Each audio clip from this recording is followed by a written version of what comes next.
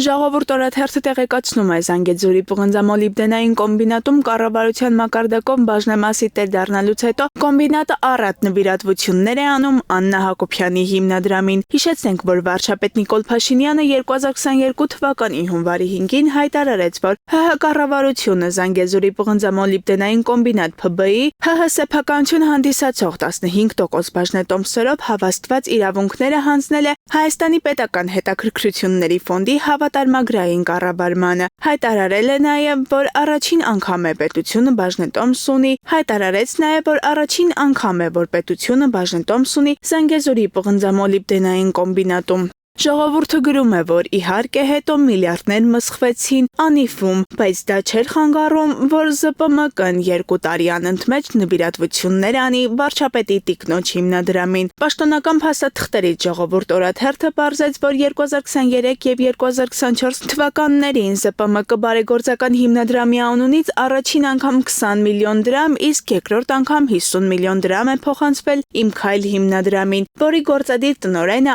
Աննա Հակոբյանն է, վարչապետի տիկինը։ Ժողովուրդ օրաթերթը նաև պաշտոնական աղբյուրներից տեղեկացավ, որ այս գումարով ԶՊՄԿ բարեգործական հիմնադրամը քվանտային ֆիզիկայի բնագավառում համատեղ կրթական ծրագիր է իրականացնում Իմ Քայլը հիմնադրամի հետ։ Հարկ է նշել, որ Իմ Քայլը հիմնադրամի նվիրատվությունների ցանկում նշվածներից հասկանում ենք, որ միայն ԶՊՄԿ հիմնադրամի հետ է իրականացվել կրթական ծրագիրը։ Այսպիսով, ինչպես հաճախ է հնչում հանրային միջավայրում նախկիններին մեղադրելով թալանի, բիզնեսներին փայ մտնելու համար, Փաշինյանի իշխանությունը հեշտ միջոց գտավ փայ մտնելու գործընթացը շղթայելու հարցում։